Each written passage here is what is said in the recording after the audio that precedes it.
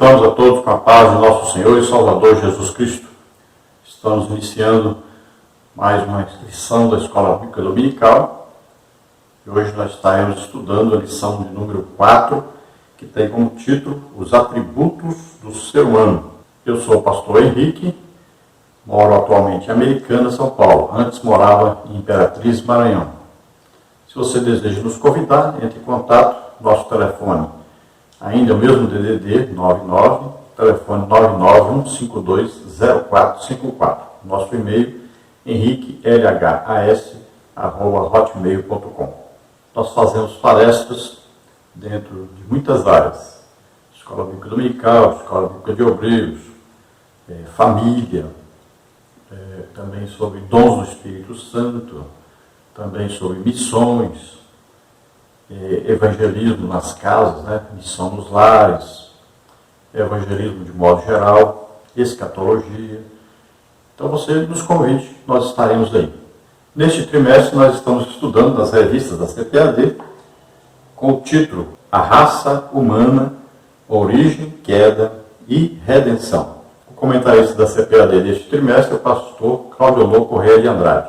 Vamos ver então a lição número 4, os atributos do ser humano. Nós vamos estudar nesta lição, então, a espiritualidade do ser humano, vamos ver a racionalidade do ser humano, vamos ver a sociabilidade humana, vamos ver a criatividade humana, o trabalho humano, vamos ver também a liberdade humana. Então, o ser humano é um ser bastante complexo, bem diferente da criação em geral, porque é um ser espiritual, criativo, racional, livre.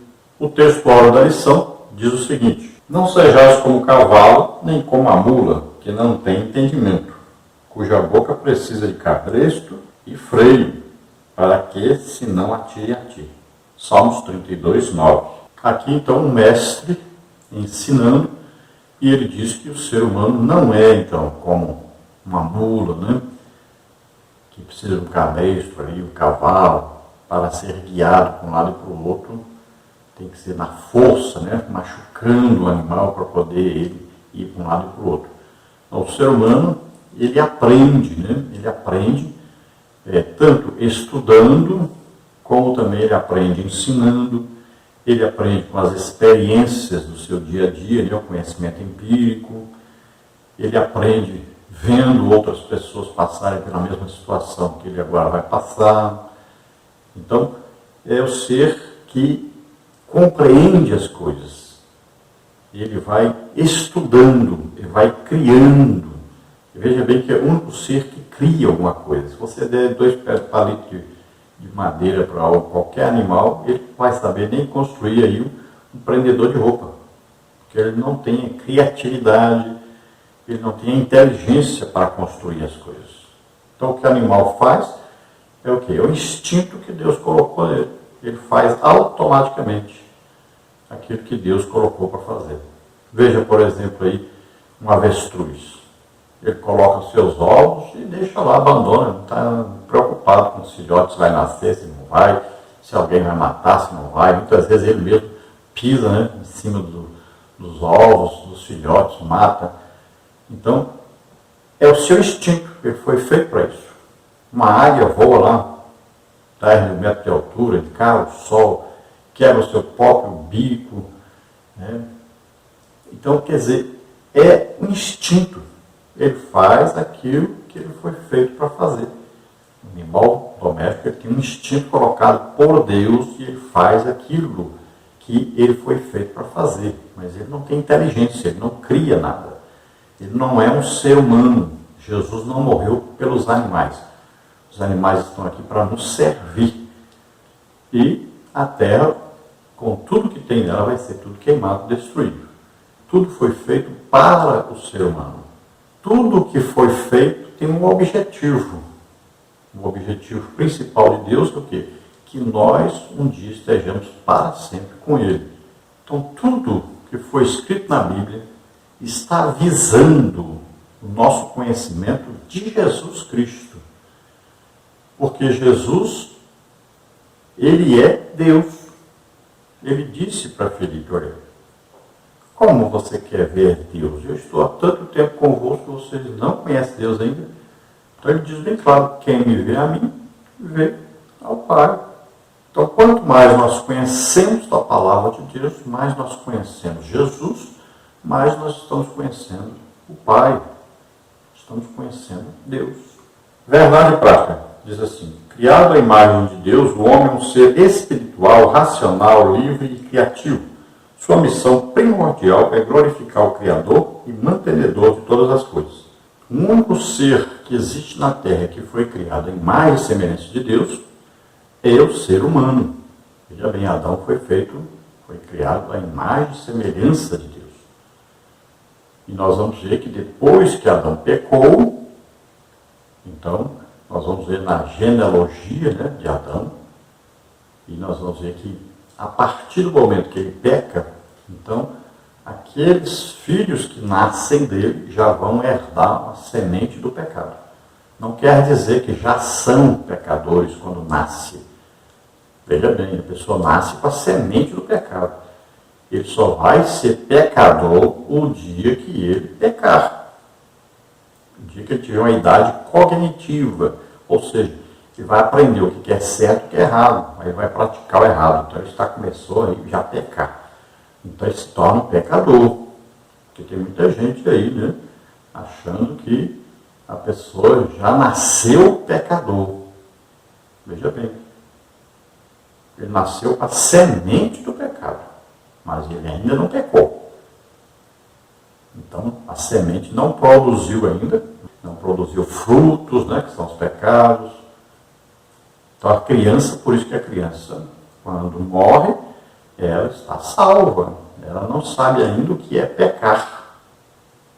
Se fosse ao contrário, como algumas religiões acreditam, imagine, a pessoa nasceu com a semente do pecado, a criancinha ia para o inferno.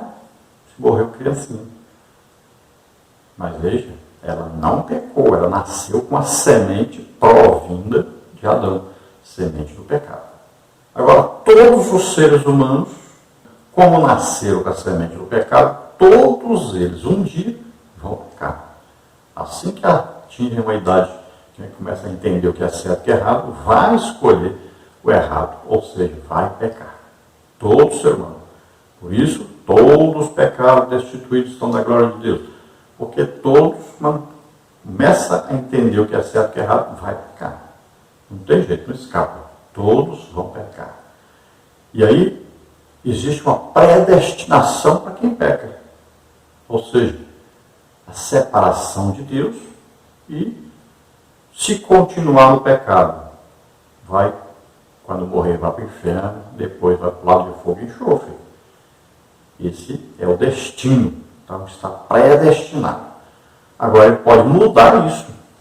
O dia que ele ouvir a pregação do Evangelho, ele acreditar nessa pregação, então ele vai receber perdão pelos seus pecados. Ele vai nascer de novo, agora não da semente de Adão, mas de uma semente incorruptível, que é a palavra de Deus. Então ele vai nascer de novo. Olha só. Agora não tem mais a semente de Adão. Agora é da palavra de Deus. Agora a semente é de Cristo. Então ele se torna filho de Deus. Antes de se tornar filho de Deus, o homem peca, a semente do pecado está lá dentro, ele é filho de Adão. Por isso que quando nasce Sete, olha, a Bíblia diz, nasceu Sete, a imagem de Adão, a semelhança de Adão, não é de Deus. Para ser a imagem de Deus, tem que ter o Espírito Santo. O que acontece? Quando aceitamos a Jesus como Senhor e Salvador, recebemos o Espírito Santo. Veja aí, Efésios 1:13. Veja aí a sequência, né? Ouviu a pregação do Evangelho e recebeu o Espírito Santo, se torna filho de Deus agora. Então, quando Deus olha, parece com Deus, porque tem dentro de si o Espírito Santo, que é Deus mesmo. Passa a ser templo, morada de Deus na terra. Então, o homem é um ser espiritual, racional, é livre, é criativo. Então, tudo que ele vai fazer para a glória de Deus. Ele vai fazer para manter as coisas funcionando, né, do jeito que Deus determina. E, além de tudo isso, O ser humano é um ser que ele inventa coisas e também é um ser que é social. Vamos à leitura bíblica em classe, que está em Romanos, capítulo 12, do versículo 1 ao versículo 10, que diz assim: Rogo-vos, pois, irmãos, pela compaixão de Deus, que apresenteis o vosso corpo em sacrifício vivo, santo e agradável a Deus, que é o vosso culto racional. E não vos conformeis com este mundo, mas transformai-vos pela renovação do vosso entendimento, para que experimenteis qual seja a boa, agradável e perfeita vontade de Deus.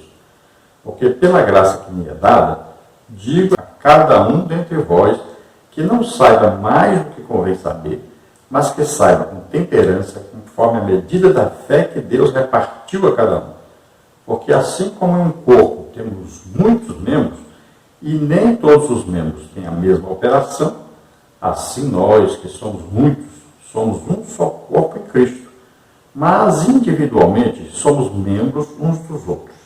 De modo que, tendo diferentes dons, segundo a graça que nos é dada, se é profecia, seja ela segundo a medida da fé, se é ministério, seja em ministrar, se é ensinar, haja dedicação ao ensino, ou o que exorta, use esse dom em exortar. O que reparte, faça-o com liberalidade. O que preside, com cuidado. O que exercita a misericórdia, com alegria. O amor seja não fingido, aborrecei o mal e apegai-vos ao bem. Amai-vos cordialmente uns aos outros com amor fraternal, preferindo-vos em honra uns aos outros. O apóstolo Paulo está falando então de um culto racional. Então Deus está nos ensinando que quando nós vamos prestar um culto, nós devemos usar a razão. Veja bem, ninguém vai prestar um culto a Deus obrigado, né, a fazer isso. Não é porque alguém mandou, não é porque alguém obrigou. Ninguém presta um culto a Deus se não for de livre e espontânea vontade, com desejo de prestar um culto. Então, por exemplo, quando um pregador está pregando, que ele diz, dá glória a Deus aí. Não adianta você dar glória a Deus aí, porque o pregador mandou. Isso não é uma glória para Deus. Isso não agrada a Deus. Você não está fazendo nada que vai agradar a Deus. Isso não é um culto a Deus que você está fazendo. Então, se você sente dentro, né, de você um desejo de dar glória a Deus, e você dá glória a Deus, isso é dar glória a Deus e Deus se agrada. Agora, porque o pregador mandou, isso não é dar glória a Deus. Nosso culto tem que ser racional, não é por obrigação. Nós temos várias pessoas que vão para a igreja porque os pais mandam, porque é obrigado a ir, né? Senão não ganham não sei o quê. Estão lá no culto, mas estão conversando, estão no celular. Não estão prestando um culto a Deus. Muita gente está assim. Mas nós devemos ir para uma igreja, uma reunião da igreja, com o objetivo de prestar um serviço a Deus. É racional isso. Nós vamos lá para adorar a Deus, louvar a Deus, aprender de Deus, ouvir Deus falar conosco. E sempre quando nós vamos prestar um culto legítimo, nós vamos ver que Deus responde a esse culto. E quando ele se agrada do culto, ele vai aparecer neste culto e vai abençoar a todos que estão ali. Então, apresentar o nosso corpo, apresentar a nossa vida, né, exige o quê? Um sacrifício. Todo culto é prestar um sacrifício, oferecer um sacrifício a Deus. Nós estamos nos oferecendo. A nossa vida, a própria vida nossa, tudo que nós temos, deve ser oferecido a Deus, deve ser entregue a Deus, racionalmente, não obrigado. É igual, por exemplo, você dá o dízimo, você dá uma oferta, porque é obrigado a dar, você dá em má vontade, você não está prestando culto a Deus. Então o culto é racional, você vai fazer porque quer fazer, porque gosta de fazer, porque sabe que agrada a Deus. Ninguém é obrigado a fazer isso. Porque se você for obrigado a fazer, então você não está prestando um culto a Deus. Não está agradando a Deus.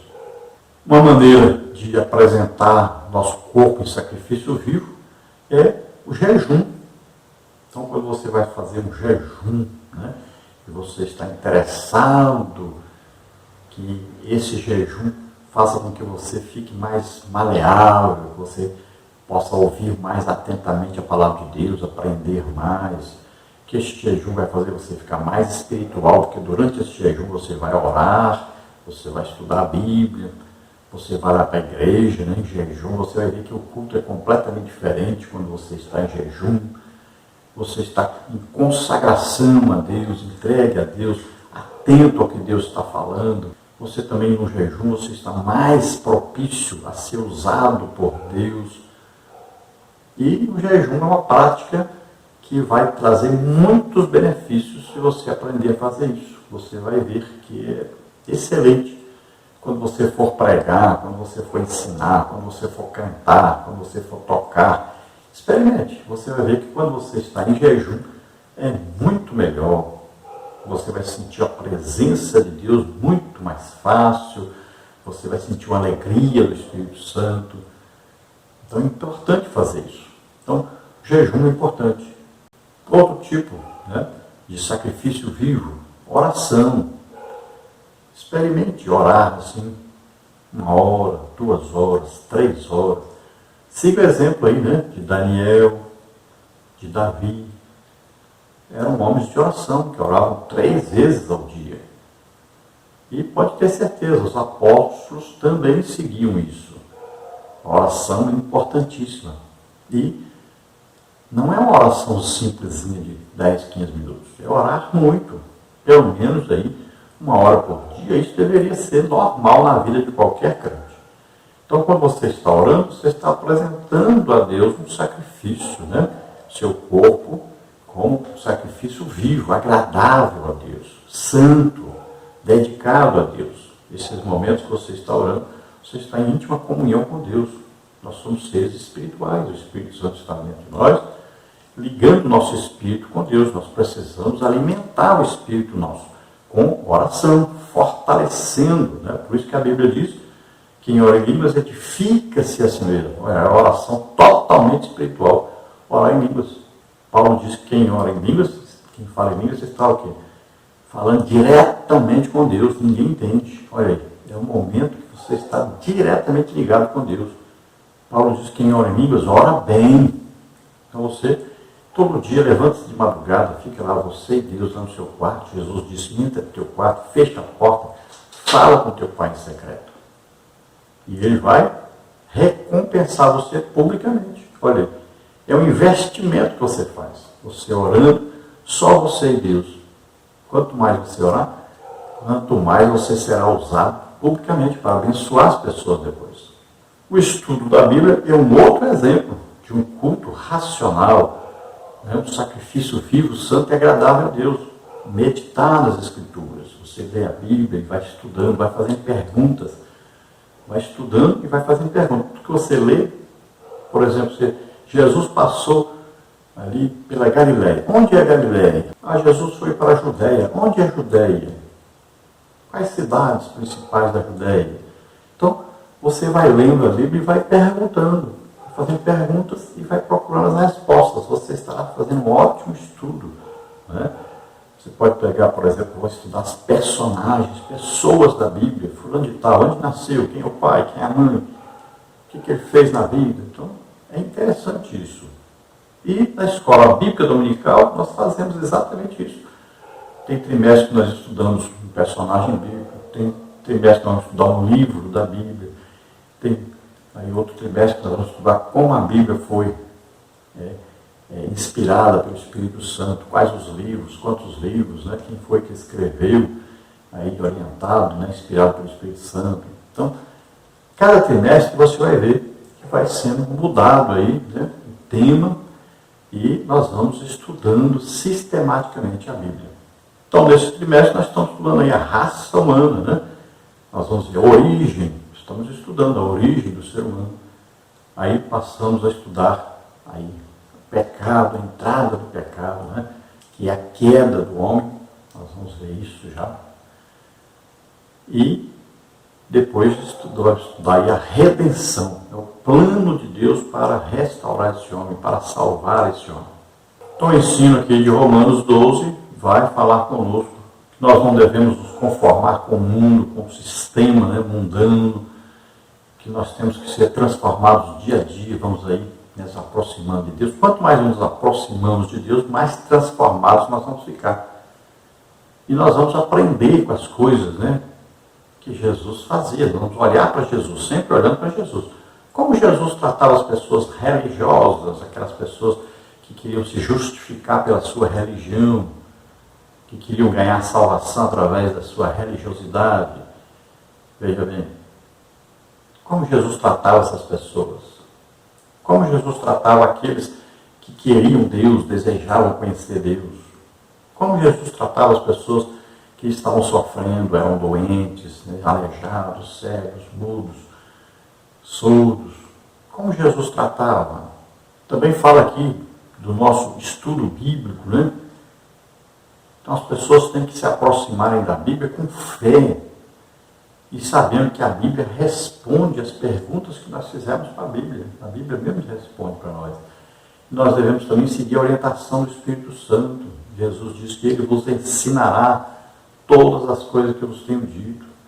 Então você lê a Bíblia dependendo de uma revelação do Espírito Santo que vai nos ajudando a entender a palavra de Deus. Também fala aqui da igreja como corpo de Cristo na terra, cabeça do corpo, Jesus Cristo.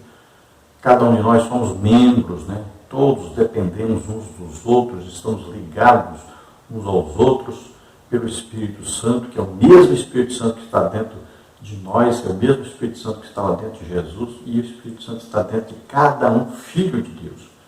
Então todos aqueles que realmente aceitaram Jesus como Senhor e Salvador, receberam o Espírito Santo, formam o corpo de Cristo na terra.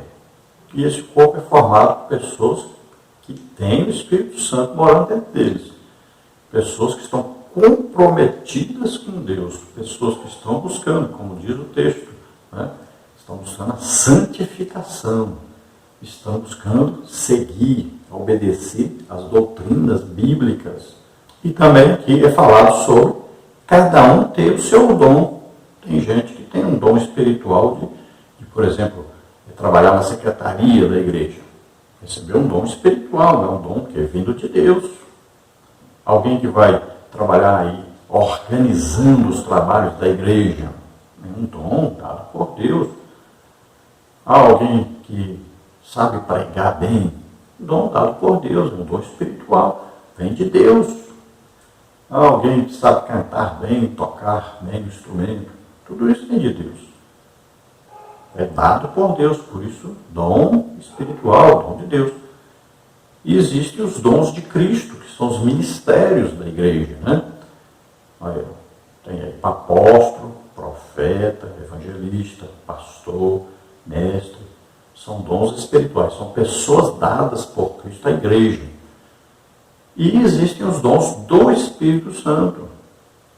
Então, às vezes, você não tem um dom do Espírito Santo, às vezes você tem um dom ministerial. Às vezes você não tem um dom ministerial, mas tem um dom aí dentro da organização do corpo, né, do trabalho da igreja. Então nem todos vão ter dom do Espírito Santo. Podem ter todos? Podem, desde que busquem, que acreditem. Vão ter? Vão. Porque o apóstolo Paulo diz, olha, todos podeis profetizar. Se é todos, são todos. Todos podem ter um dom do Espírito Santo, mas nem todos têm. Então cada um tem um trabalho a ser feito na igreja, e quem é o pastor na igreja? O pastor vai organizar isso, vai colocar aquele fulano ali, foi chamado para isso, aquele fulano ali foi chamado para isso, aquele fulano ali foi chamado para isso. Então, ele vai organizar isso e vai usar todos aqueles que Deus escolheu para serem usados. É uma obra de Deus feita, e Deus vai colocando cada um, cada peça, né, na engrenagem, ou seja, cada membro dentro do corpo tem a sua função específica e, às vezes, até várias funções dentro do corpo de Cristo. O pastor é aquele que organiza tudo isso, vai dando a oportunidade a cada um para exercer o seu ministério dentro desse corpo. Então, aqui chama também a atenção de como você usar isso. Então você usa sempre para o bem coletivo, o bem das pessoas. Sempre fazendo com alegria, trabalhando para Deus com alegria, com prazer, sabendo, né, que um dia você receberá um galardão por isso. Vamos à introdução então da lição, que diz o seguinte. Na aula de hoje estudaremos os principais atributos do ser humano: espiritualidade, racionalidade, sociabilidade, liberdade e criatividade. Veremos que o homem, apesar da queda, continua a executar a missão que Deus lhe entregou no Éden. A desobediência humana não frustrou os planos divinos. Se Deus assim nos dotou, usemos cada um dos nossos atributos para glorificá-lo. No aperfeiçoamento destes, leiamos a Bíblia, oremos, vigiemos noite e dia, evangelizemos, exerçamos o amor cristão. Em suma, portemo-nos de tal forma para que o Pai Celeste seja exaltado eternamente através de nossas qualidades espirituais, psicológicas e físicas. Que o Espírito Santo nos abra o entendimento e leve-nos a conhecer as demandas e as reivindicações da Palavra de Deus. Então Deus colocou o ser humano na terra e lhe deu atributos.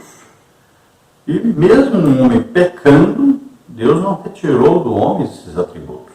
Ele pode, com esses atributos, desenvolver, né? Ele pode criar coisas, inventar coisas. Veja que Deus deu inteligência muito grande para o ser humano. Adão já colocou o nome em todos os animais. Veja só, é a criatividade, né?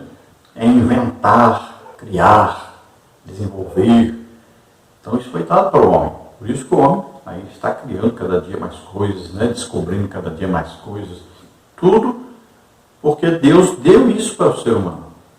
Deu essa oportunidade de crescer, desenvolver. Deus não criou robôs para fazer só o que manda, só o que ele está determinado a fazer.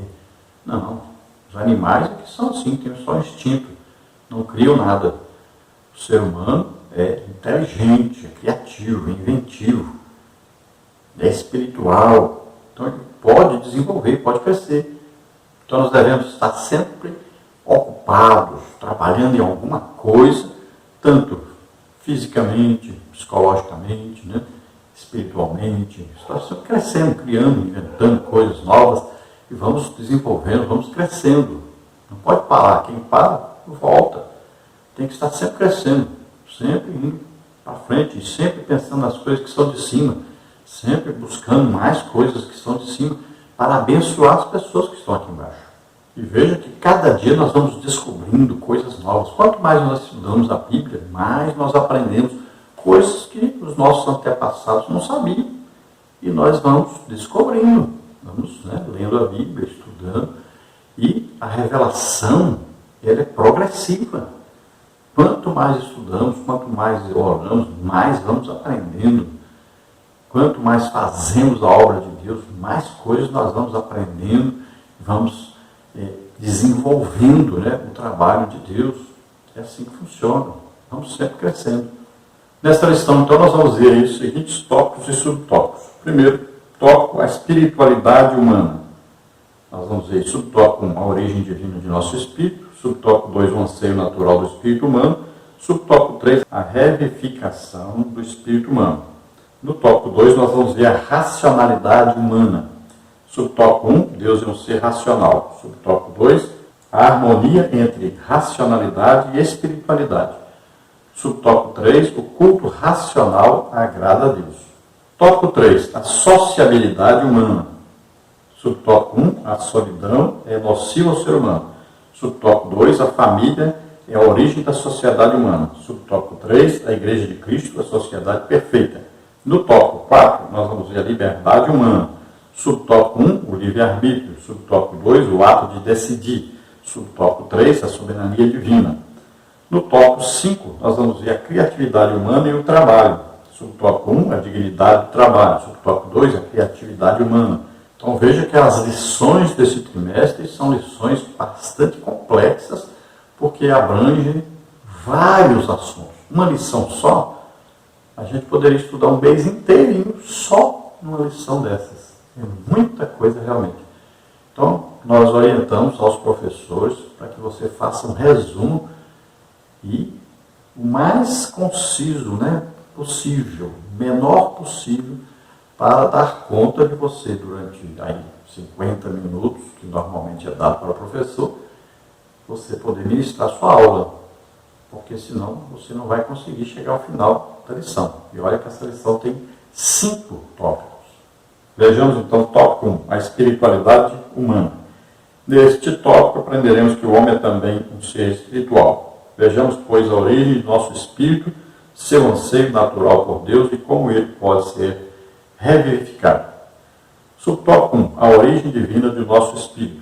Após formar Adão do pó da terra, o Senhor Deus soprou-lhe nas narinas o fôlego de vida, como está em Gênesis 2,7. A partir daquele momento, o homem passou a ser alma vivente.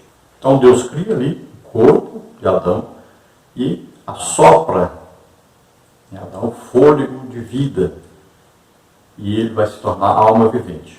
Veja que aí tem o corpo, tem espírito, tem alma. Corpo, todo mundo sabe. Alma, todo mundo sabe. Agora o espírito, quando é que entrou?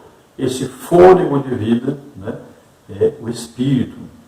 Quando fala soprou, olha aí, no hebraico é nafash, quer dizer respirar, soprar. E o fôlego aí, a palavra fôlego, olha aí, estamar, significa respiração, espírito do homem. Então veja que é espírito com letra minúscula, espírito do homem, não é Espírito Santo. Na lição passada, muita gente, né, teve muita dúvida, foi ensinado, né, errado, muitos anos, não havia talvez uma clareza maior dentro do assunto, devido à falta de estudo sobre isso. Então, nós descobrimos aí, muita gente descobriu, né, claramente que o Espírito é o Espírito com letra minúscula, o Espírito humano, não é o Espírito Santo, não confunda um com o outro. Então, o Espírito é o fôlego da vida dado ao ser humano, e você deve saber que o Espírito do crente, do salvo, ele é ligado pelo Espírito Santo a Deus. Este volta para Deus, foi Deus que deu, volta para Deus, do jeito que Salomão falou lá em Eclesiastes, né? E o Espírito volta para Deus que o deu. Então, o Espírito do salvo. Já o Espírito daquele que é ímpio, daquele que não aceitou Jesus como Senhor e Salvador, veja bem, esse Espírito aí, esse fôlego dado a ele, veja bem que esse é o Espírito humano. Assim como deu corpo, deu alma, deu Espírito. Então você não vai pensar que o corpo do ímpio vai para o céu. Você não vai pensar que a alma do ímpio vai para o céu. Por que você pensa que o Espírito vai? O Espírito pode se envolver com o lado espiritual para Deus, pode se envolver com o lado espiritual de Satanás. Então, se nós olharmos bem, olha lá, a besta e o falso profeta foram lançados vivos no lago de fogo e enxofre. Aí, corpo, alma e espírito, pessoas. Satanás é espírito, demônios são espíritos. E vão para onde? Lago de fogo e enxofre. Olha, Jesus pregou aos espíritos em prisão. Espíritos. Por quê? Quando Jesus morreu, ali é o quê? Corpo, alma e espírito. Corpo foi sepultado. Espírito e alma foram para onde nós tínhamos que ir. Ele estava levando os nossos pecados sobre ele. Foi para o inferno. Espírito e alma. Veja lá.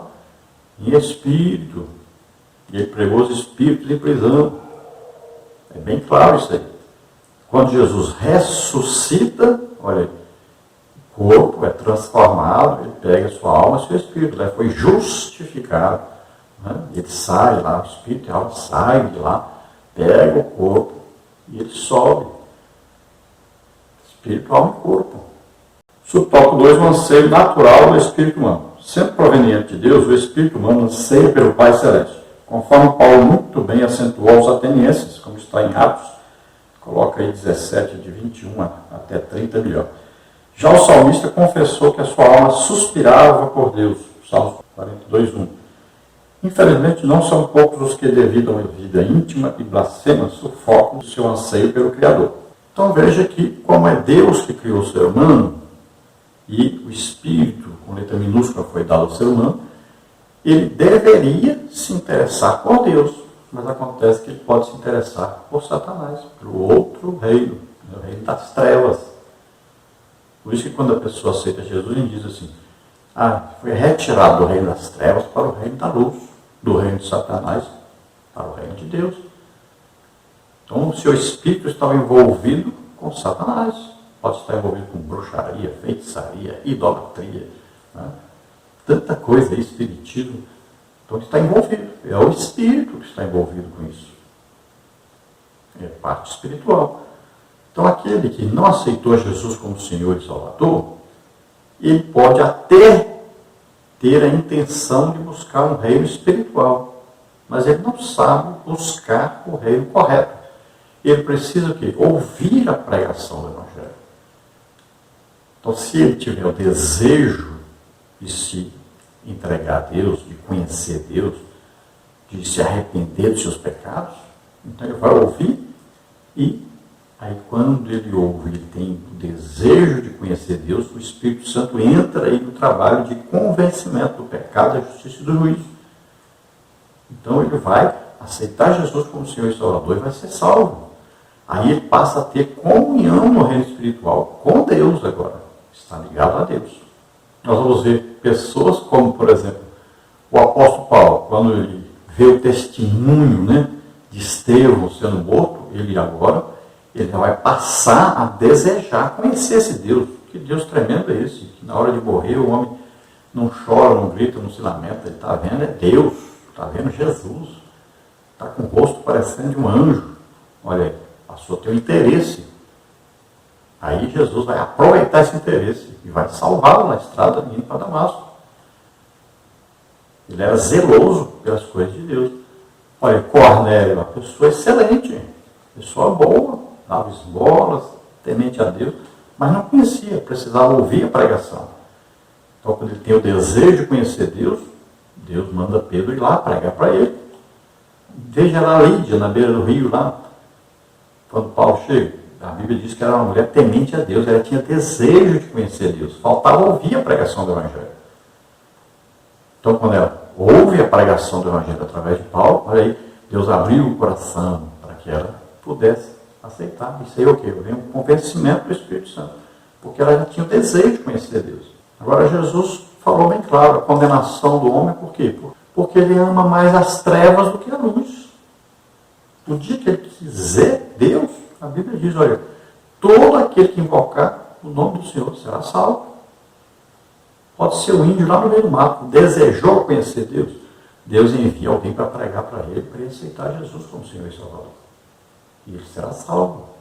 Subtópico 3, a revivificação do espírito humano.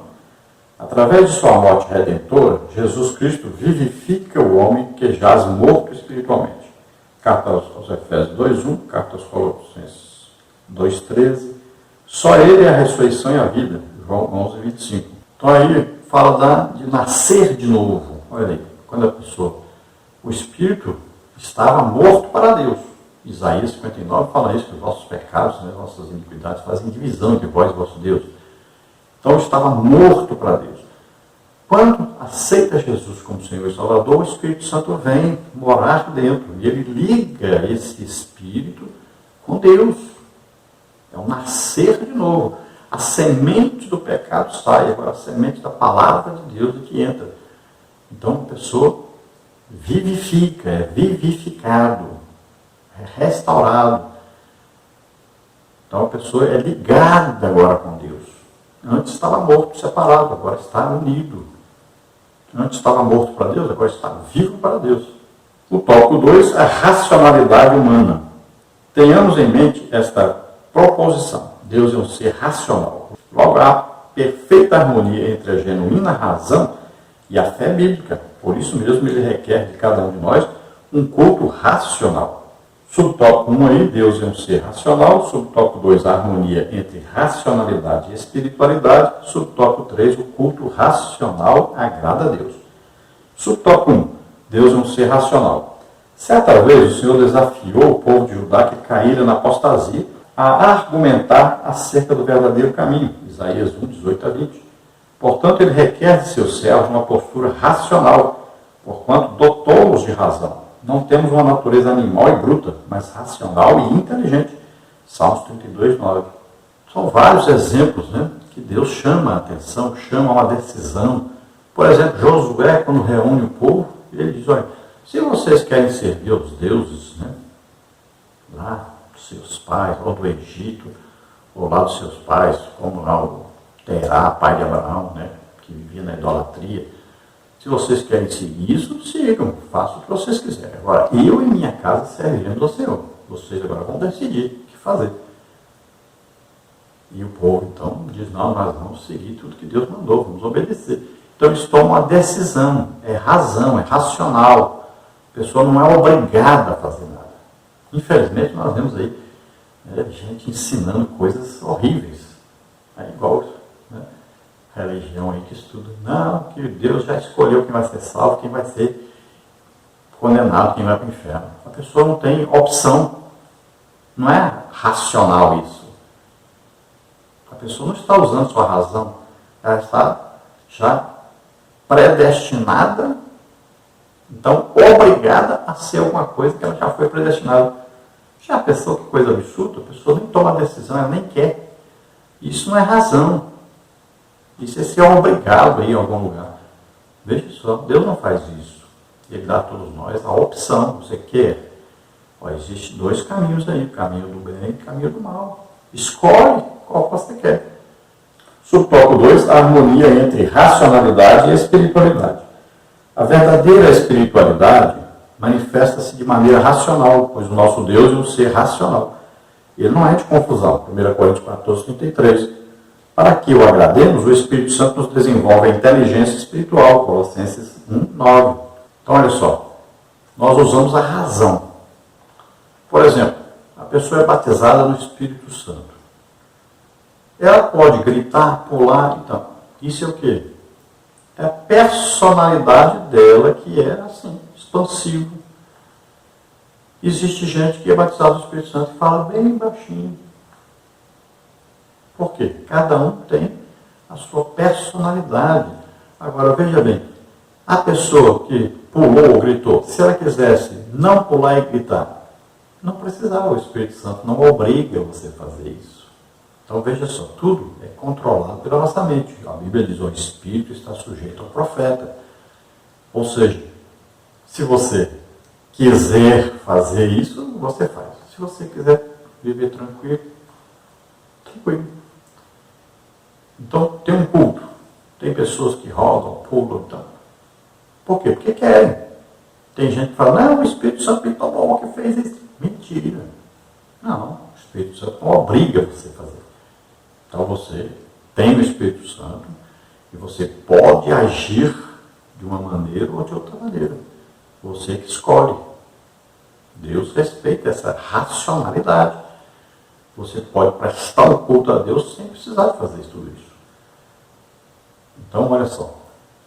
Nós devemos saber que Deus gosta das coisas tudo organizado, né? Você pode ver que quando eu vou orar por doentes, enfermos, eu coloco uma fila. Primeiro as mulheres, né? Gosto de colocar primeiro as mulheres mais idosas na frente. Tudo organizadinho. Depois vou orar pelos homens. Ali eu oro por cada doença que a pessoa tem. Bem organizadinho. Não tem ninguém pulando, dando grito, né? Batendo o braço nos outros. Você não vai ver eu pulando por aí, gritando, rodopiando, nada disso, não precisa. A manifestação é de Deus, não deve ser a nossa manifestação. Tem gente que é Ele que se manifesta, não é Deus que está se manifestando. Então, devemos controlar, né, um culto para ser um culto organizado, bonito, onde aconteçam várias coisas maravilhosas. Você vai ver a presença de Deus ali. Você vai ver que Deus realmente está presente. E Ele mostra que Ele está presente. E na organização do culto, nós sabemos, né? Paulo, 1 Coríntios 14, ele vai regular, olha, você fala em línguas, a língua que é interpretada, então você vai falar, tem uma pessoa interpretando, você vai falando, enquanto houver interpretação. Agora, aquela pessoa parou de interpretar o que você está falando, é porque Deus vai usar outra pessoa agora. Então você para de falar, o outro vai começar a falar em línguas e vai haver um intérprete. Não está mais havendo intérprete? Então para, porque Deus vai usar outra pessoa. E Paulo diz, num culto, então, 2, no máximo 3 pessoas vão ser usadas assim, para falar em línguas e outra pessoa interpretar. Paulo diz como é que é o culto. Então no culto ele fala, o culto tem doutrina, o culto tem salmo, o culto tem línguas, tem interpretação, tem revelação, olha só. Tem várias coisas no culto. O culto tem que ter a presença de Deus.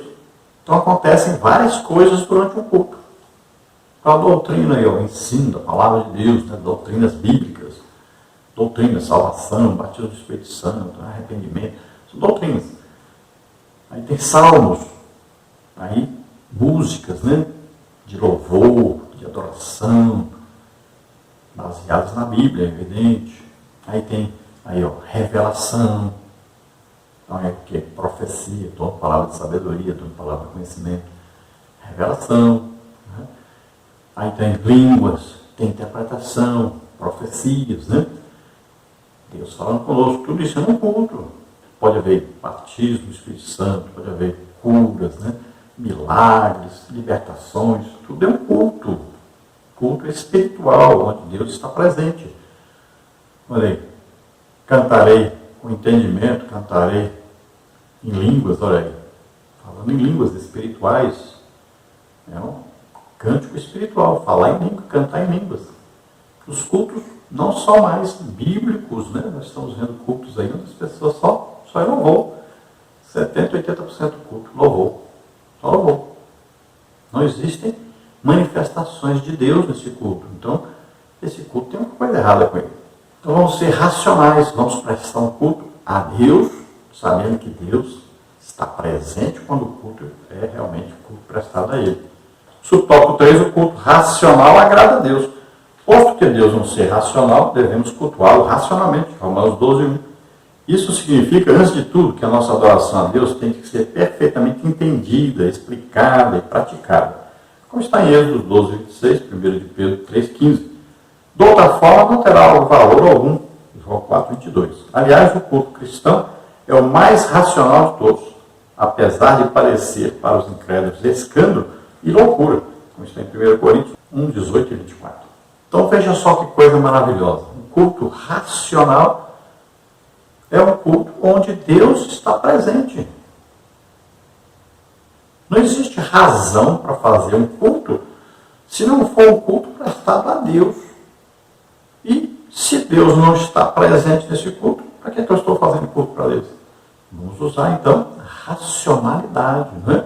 Nós vamos procurar durante esse culto adorar a Deus, prestar um serviço a Deus.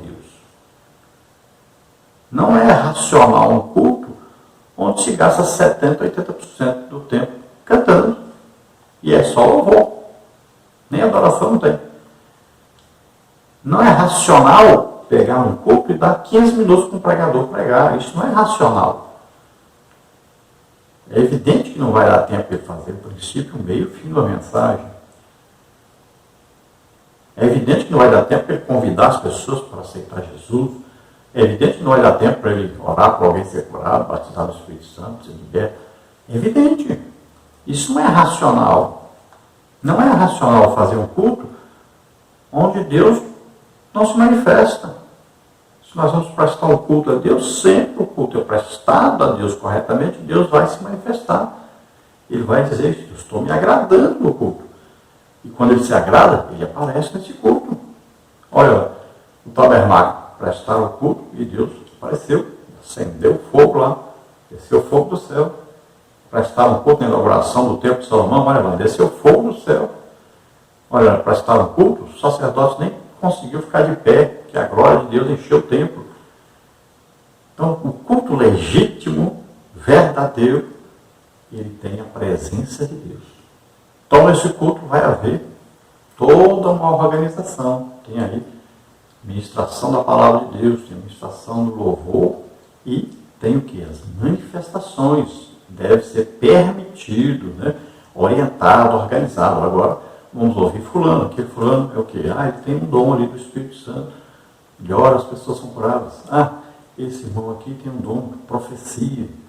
Então o culto deve ser organizado para que tudo funcione perfeitamente. O apóstolo Paulo ensina, né, o que tem no culto, o que acontece no culto. Tópico 3, a sociabilidade humana. Deus nos criou sociáveis, a solidão é contrária à nossa natureza. Por isso, Deus instituiu a família e só depois o Estado. Então, nesse tópico 3, nós temos aí, subtópico 1, a solidão é nociva ao ser humano. Subtópico 2, a família é a origem da sociedade humana. Subtópico 3, a Igreja de Cristo, a sociedade perfeita. Subtópico 1, a solidão é nociva ao ser humano. No período da criação, a única coisa que Deus afirmou não ser boa foi a solidão. Gênesis 2:18.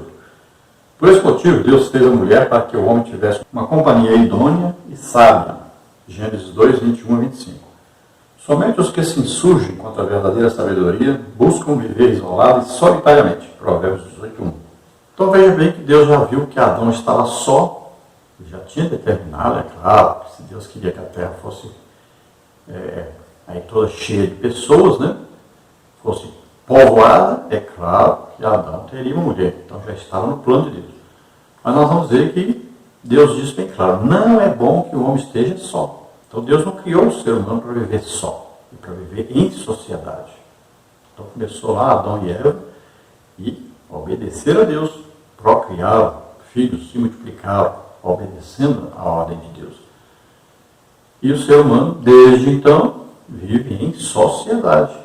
Então tem os grupos, né? Diversos lugares, muitas vezes um grupo, né, vai visitar outro grupo, então, mas sempre vivendo em grupo, em reunião de pessoas, em sociedade. Quem se isola não está vivendo de acordo com aquilo que Deus criou o homem para ser. Então Deus criou o homem para ser um ser social. Nunca pode se viver, eu vou ficar numa ilha lá, separado lá. Não, Deus não criou o homem para ser assim. Devemos sempre estar em comunicação uns com os outros. E Paulo sempre dizia assim, eu vou visitar vocês para que aí eu possa comunicar a vocês um dom. Olha só. Ele desejava o quê? Ministrar as pessoas, ajudar as pessoas, melhorar a vida das pessoas. Ao mesmo tempo ele ia compartilhar o que Deus havia revelado para ele. Ele falou, vou passar a revelar aqui as coisas que Deus me ensinou. Então é compartilhar aquilo que vai dar Deus para a pessoa e vai compartilhando com os outros. E a Bíblia é bem clara, né, em falar que quanto mais você compartilha, quanto mais você dá, mais você recebe de Deus para continuar dando às pessoas. Jesus diz, mais bem-aventurada coisa é dar do que receber. Subtópico 2, a família é a origem da sociedade humana. A família é mais importante que a sociedade e mais imprescindível que o Estado, pois ambos dependem do lar doméstico. Salomão, um dos maiores estadistas de todos os tempos, escreveu 2 salmos exaltando o papel fundamental da família na sociedade e no Estado, Salmo 127 e 128. Então a primeira coisa e mais importante é Deus. A segunda coisa mais importante é a família. Tem muita gente colocando trabalho, a igreja, alguma coisa como mais importante que a família. Não. Em primeiro lugar sempre é Deus. Em segundo lugar sempre é a família. A sociedade, a igreja, tudo depende da família. Então, a família é a célula máter da sociedade. Né? É a primeira coisa mais importante. Veja bem que Deus criou Adão, deu a Eva para ele. Ele começou agora a instituir uma família. Foi criar os filhos agora que se formaram, então, uma família. Então, as famílias foram crescendo e povoando toda a terra.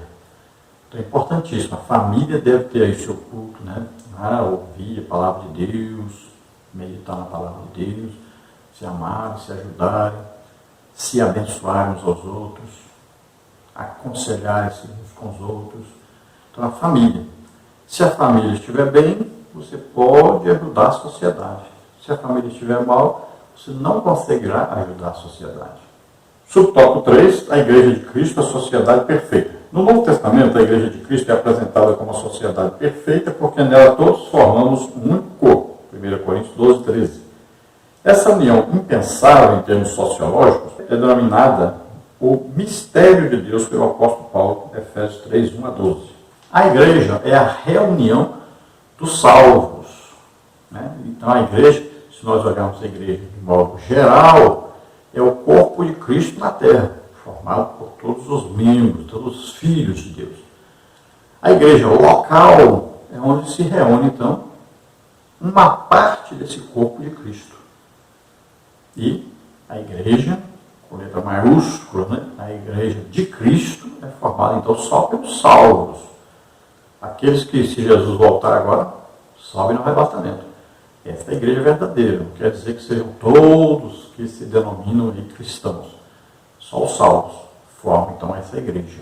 A igreja é, então, perfeita. No tópico 4, nós temos aí a liberdade humana. Deus concedeu-nos o livre-arbítrio para que escolhêssemos entre o bem e o mal. Se por um lado temos a liberdade de agir, por outro não podemos esquecermos da soberania divina. Subtópico 1, o livre-arbítrio. Subtópico 2, o ato de decidir. Subtópico 3, a soberania divina. Subtópico 1, o livre-arbítrio. O livre-arbítrio pode ser definido como a capacidade humana de tomar livremente uma decisão. Tal atributo é observado em diversas passagens das Escrituras, como em Gênesis 13:9, Josué 24:15, Hebreus 4:7. Se nós olharmos, por exemplo, Deuteronômio 30, Deus diz: os céus e a terra tomam como testemunha do que eu estou oferecendo para você. O bem e o mal. Estou colocando você dois caminhos aqui, o bem e o mal. Então escolhe. Né? Está bem claro, escolhe. Estou oferecendo para você a vida e a morte. Veja bem, está oferecendo dois caminhos. Vida e morte. Bem e mal. E Deus diz, escolhe. Bem claro, né? Lá quando o homem comeu da árvore do conhecimento do bem e do mal, então Deus diz, olha, o homem agora é como um de nós, sabendo o bem e o mal. Então a pessoa escolhe. Agora veja bem, existem pessoas boas. Olha, Cornélio era uma pessoa muito boa, não era salvo ainda. Quantas pessoas você conhece que são pessoas ótimas, boas, ajudam as pessoas, né? São pessoas que visitam os órfãos, né? As viúvas, ajudam os pobres, visitam os doentes. Pessoas boas, só não são salvas ainda, porque isso não compra a salvação. Isso é obrigação das pessoas, serem boas. Mas existem pessoas boas? Muitas pessoas boas. Ela tomou uma decisão de ser boa, de fazer o bem. Mas isso não é a salvação. A salvação é Jesus Cristo levando sobre ele os nossos pecados, morrendo na cruz, em nosso lugar, e ressuscitando. Então, quando nós cremos nisso, aceitamos isso, é que somos salvos. Não é pelo que nós fizemos ou deixamos de fazer. Não é pelas obras. Né? Para ninguém ficar se gloriando. Ah, eu sou salvo porque eu fiz isso e isso. Não. Nós somos salvos pelo que Jesus fez, não pelo que nós fazemos. Agora, todo salvo deve praticar boas obras, porque é resultado de uma vida em comunhão com Deus. Deus sempre quer fazer o bem. Então a palavra aí é baixar, no original. Escolhe, é escolher, decidir por, escolher mesmo. Então Deus deu a capacidade ao ser humano, porque ele é soberano. Olha bem, ele poderia fazer o ser humano ser um robô, e obedecer na marra mesmo, fazer só o que Deus queria. Mas não. Já lá no céu, na primeira criação lá dos anjos, né? Veja bem, Satanás escolheu ser Satanás, escolheu ser contra Deus. E levou a ter essa parte dos anjos que escolheram. Olha lá, livre-arbítrio, eles escolheram. Adão, não havia pecado, não herdou semente do pecado de ninguém. Ele tomou a livre decisão de comer do fruto, de pecar, de desobedecer a Deus. Tem gente que fala, não, é porque herdou a semente do pecado, por isso que o homem peca. Não, não é por isso não. O homem peca porque quer pecar. Tiago explica isso, né? A pessoa está atendendo os desejos, ambições, a concupiscência e desejos maus. A pessoa quer fazer o errado, ela escolhe fazer o errado. Não vai pensar que ela foi obrigada a fazer errado. Ah, o diabo me obrigou. Não, o diabo não obriga ninguém a fazer nada. Ele apenas inspira, né? Ele ajuda, vamos dizer que ele assopra a sua intenção de pecar. É isso que ele faz. É a tentação. Mas ele não obriga ninguém. Você pode resistir. A Bíblia diz, resistir o diabo. Você se aproxima de Deus, resiste o diabo e ele foge de você. Veja só. Então pode ser resistido. Pode. Nós não podemos viver na prática do pecado. Vem a tentação, mas nós não podemos ceder à tentação. Veja só. Então para isso nós temos que estar fortes em Deus, nos aproximando cada dia mais de Deus para poder afastar o pecado, vencer o pecado. Aí a pessoa quer vencer o pecado, sem estar se aproximando de Deus, não consegue. Subtópico 2, então, o ato de decidir. Segundo a Bíblia, o ato de decidir entre o bem e o mal, entre Deus e os ídolos, e entre aceitar Jesus e recusá-lo, é um direito que o Todo-Poderoso nos concedeu. Gênesis 2:9, 1 de Reis 18:21, Marcos 16:15 e 16. Então veja que Elias chega e diz, decidam. Se vocês querem continuar seguindo aí Baal, né, Astarote, tudo. Agora, se vocês viram que Deus é Deus mesmo, então sirva a Deus. Decidem o que vocês vão fazer. Josué faz a mesma coisa, né? Querem servir os ídolos? Sirvam. Eu e minha família vão servir a Deus. Escolhe aí o que vocês querem. Então sempre existiu uma escolha. Deus dá a nós esse livre-arbítrio de escolher que caminho você quer seguir. Ele não vai obrigar você. Olha, eis que estou à porta e bato. Se alguém abrir a porta, eu entro. Se ali com ele comigo. E se não abrir, ele não entra. Ó, se com a tua boca confessar os pecados, no teu coração creres que Deus ressuscitou dos mortos, será salvo. Esse é se. Veja bem. Não obrigado. É se quiser. Se ouvirdes. Se. Tem a condição. É se você quiser.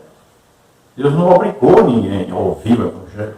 Não obrigou ninguém a aceitar o Evangelho. Não obriga ninguém a querer, a desejá-lo, a ser filho de Deus ou não. Deus não obriga. É voluntário. É você que tem que decidir.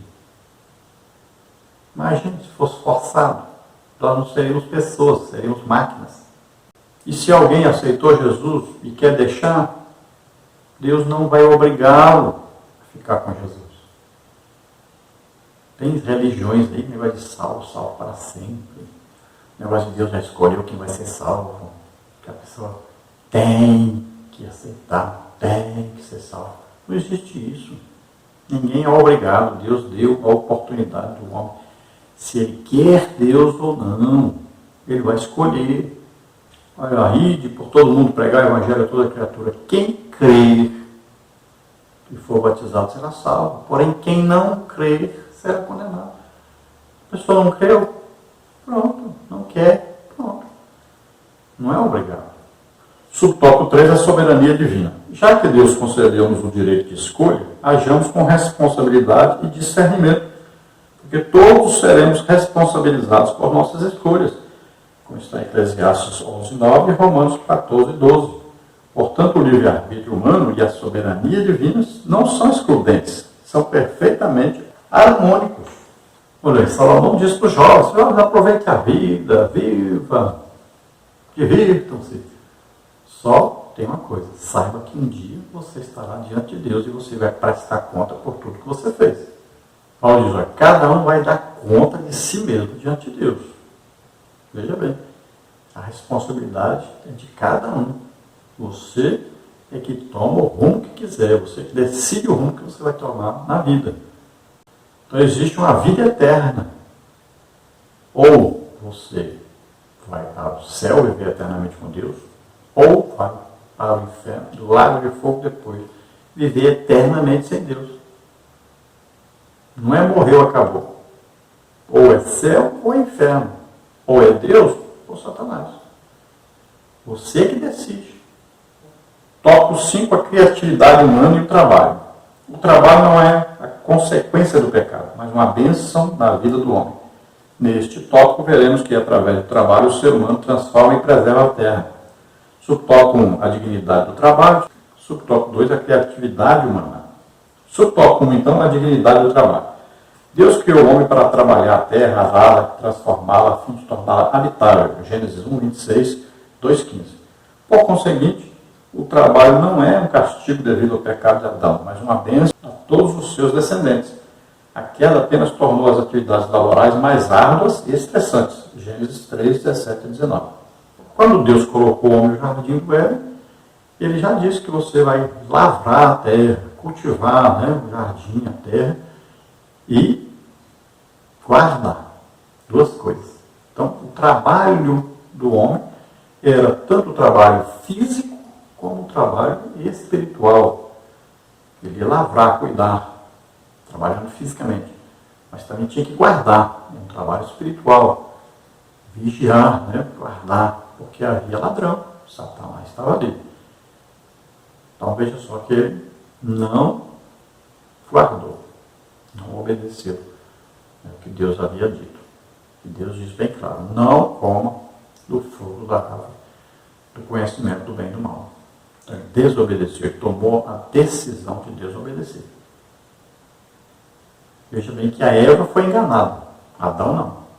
Então o homem foi feito para trabalhar e deve trabalhar. E é uma bênção para o homem trabalhar. Quando o homem trabalha, que recebe o seu salário, ele fica alegre, satisfeito, se sente premiado por aquilo que ele faz. Subtópico 2, a criatividade humana. Os descendentes de Adão, trabalhando metodicamente, desenvolveram em pouco tempo as mais variadas técnicas. Gênesis 4, 2, 3, 20 a 22.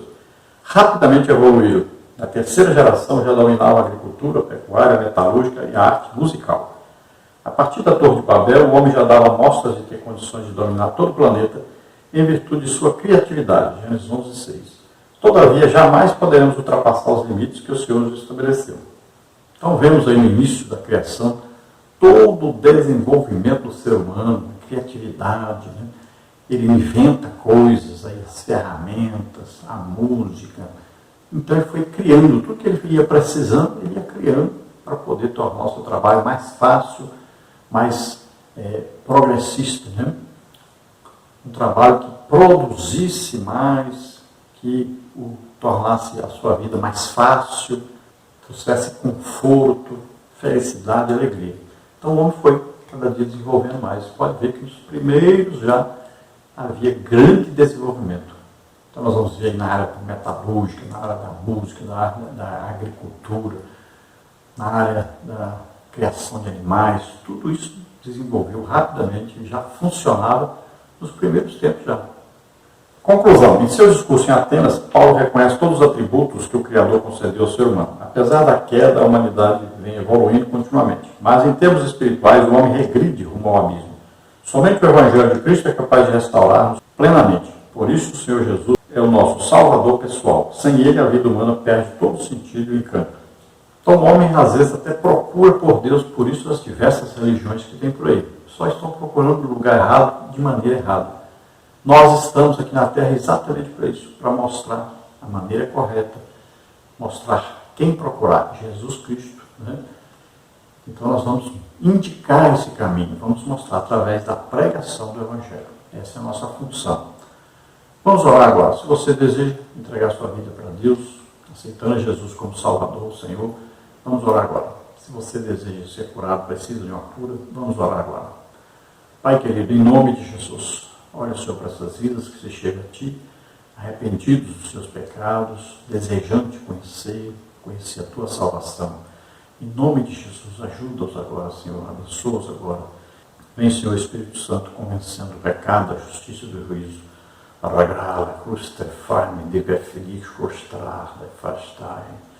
Está definido o seu rumo. Se você entrega a sua vida para Deus agora, em nome de Jesus, receba agora perdão. Receba o Espírito Santo em nome de Jesus. Todos aqueles que estão doentes, enfermos agora, em nome de Jesus. Solta agora toda doença, toda enfermidade. Vai saindo em nome de Jesus. Toca, Senhor, toca neles, faz um milagre na vida deles. Em nome de Jesus te agradecemos. Amém. Glória a Deus.